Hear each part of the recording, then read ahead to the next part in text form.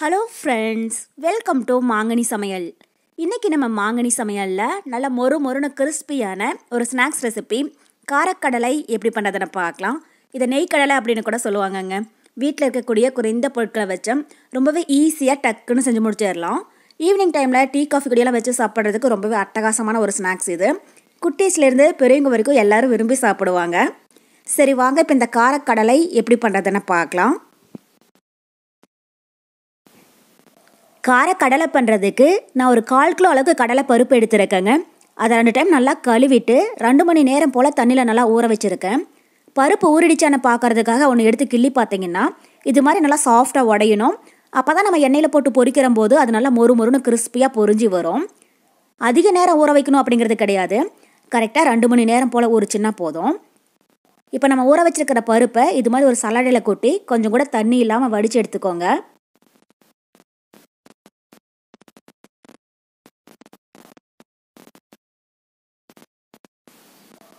இப்போ தண்ணி நல்லா வடிஞ்சதுக்கு அப்புறமா இதை ஃபேன் கடியில் ஒரு காட்டன் கிளாத்தில் கொட்டி ஒரு 10-15 நிமிஷம் போல் நல்லா உலர்த்திடுங்க. வெயிலில் காய வைக்கக்கூடாது. ஃபேன் கடியில் இது மாதிரி ஒரு காட்டன் கிளாத் விரிச்சிட்டு அதில் நம்ம ஊற வச்சிருக்கிற கடலைப்பருப்பை உள்ளே சேர்த்துட்டு லைட்டாக பரப்பி விட்டுருங்க. ஒரு 10-15 நிமிஷத்துலேயே தண்ணி இல்லாமல் நல்லா உலர்ந்துடும். உலர்ந்ததுக்கு அப்புறமா நம்ம எண்ணெயில் போட்டு பொரிச்சு எடுத்துக்கலாம். இது ஒரு 10 நிமிஷம் போல் அப்படியே இருக்கட்டும்.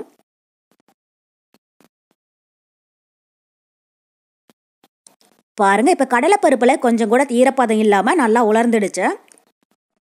இது மாதிரி பருப்பை கையில் தேய்ச்சி பார்த்தீங்கன்னா கையில் கொஞ்சம் கூட ஈரப்பதம் ஒட்டாமல் இருக்கணும். அதுக்கு தகுந்த மாதிரி உலர்த்தி எடுத்துக்கோங்க. இது இப்போ நம்ம எண்ணெயில் போட்டு பொரிச்சு எடுத்துடலாம். எல்லா கடலைப்பருப்பையுமே ஒரே டைமில் பொரிக்காமல் 2-3 பேட்சஸாக சேர்த்து பொரிச்சிங்கன்னா கடலைப்பருப்பும் நமக்கு கரிஞ்சு போகாமல் ஒரே மாதிரி நல்லா பொரிஞ்சு வரும். ஃபஸ்ட்டு இதில் பாதி அளவுக்கு மட்டும் எடுத்து நம்ம பொரிச்சிடலாம். இப்போ கடாயில் எண்ணெய் நல்லா சூடாயிட்ருக்கு. எண்ணெய் பார்த்தீங்கன்னா ரொம்பவே சூடாக இருக்கக்கூடாது. ஒரு 70% சூடாச்சுன்னா போதும். அதில் இது மாதிரி ஒரு ஸ்டீல் சலடையை வச்சுட்டு அதில் கடலைப்பருப்பை கொட்டி பொரிச்சு எடுத்துடலாம். ஸ்டீல் சலடை இருந்துச்சுன்னா அது பயன்படுத்திக்கோங்க. இது இல்லை அப்படின்னா நீங்கள் டைரெக்டாக அப்படியே எண்ணெயில் கூட சேர்த்துடலாம். சேர்த்துட்டு இது இப்போ எண்ணெயில் வச்சு லைட்டாக கலந்து விட்டுட்டே இருங்க. கடலைப்பருப்பு நல்லா பொரிஞ்ச பபிள்ஸ் எல்லாம் ஒரு 90% அடங்கினதுக்கு அப்புறமா வெளியில் எடுத்துடலாம். ஸ்டவ் பார்த்தீங்கன்னா மீடியம் ஹீட்லேயே வச்சு பொரிச்சுக்கோங்க.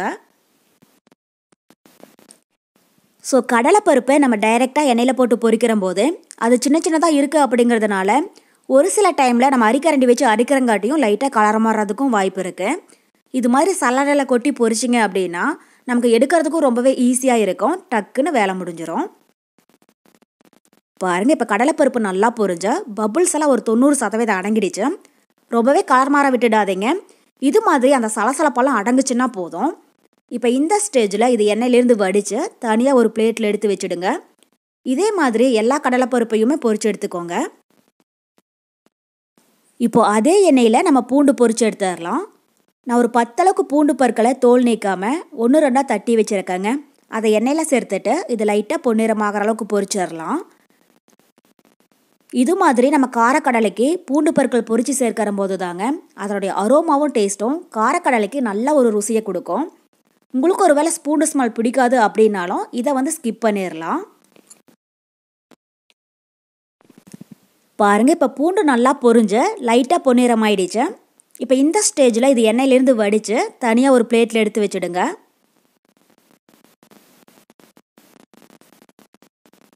இப்போ அடுத்தது நம்ம கருவேப்பிலையை பொரிச்சிடலாம். கருவேப்பிலை பொரிக்கிற போது மட்டும் ஸ்டவ் ஆஃப் பண்ணிவிட்டு பொரிச்சிடுங்க. எண்ணெயோட சூட்லேயே கருவேப்பிலை நல்லா மொறுன்னு பொரிஞ்சு வந்துடும். பாருங்கள், இப்போ கருவேப்பிலை நல்லா பொரிஞ்சு அதனுடைய சலசலப்பு அடங்கிடுச்சு. இப்போ இதையும் எண்ணெயிலேருந்து வடித்து தனியாக ஒரு பிளேட்டில் எடுத்து வச்சிடலாம்.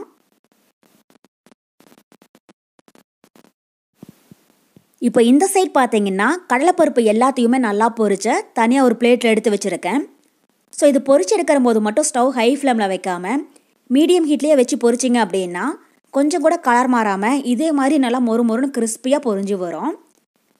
இப்போ இது கூட காரத்துக்கு 1/2 டீஸ்பூன் அளவுக்கு மிளகாய்த்தூள் சேர்த்துடலாம். நான் குட்டீஸ் எல்லாம் சாப்பிட்றதுனால காரம் குறைவாக தாங்க சேர்க்கிறேன். நீங்கள் உங்கள் காரத்துக்கு தகுந்த மாதிரி மிளகாய்த்தூள் கூட்டவோ குறைக்கவோ சேர்த்துக்கோங்க. குழம்பு மிளகாய்த்தூள் சேர்க்கக்கூடாது, தனி மிளகாய்த்தூள் சேர்த்துக்கோங்க. கூடவே 1/4 டீஸ்பூன் பெருங்காயத்தூள். அப்புறம் நம்ம பொரிச்சு வச்சிருக்கிற பூண்டு பற்கள், கூடவே நம்ம பொரிச்சு வச்சிருக்கிற கருவேப்பிலை.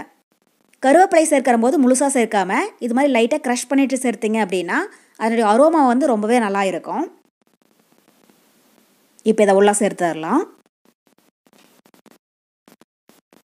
இப்போ இது கூடவே 1/2 டீஸ்பூன் அளவுக்கு உப்பு சேர்த்துக்கோங்க.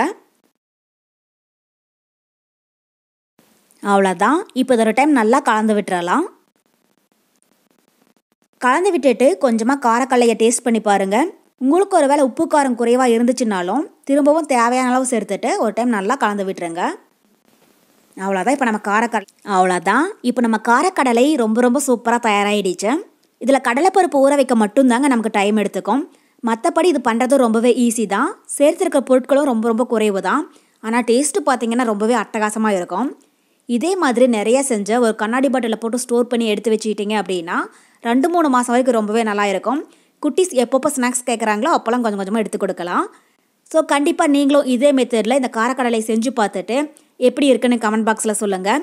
என்னுடைய இந்த ரெசிபி வீடியோ உங்களுக்கு பிடிச்சிருந்தா மாங்கனி சமையலுக்கு சப்ஸ்கிரைப் பண்ணுங்கள். நன்றி.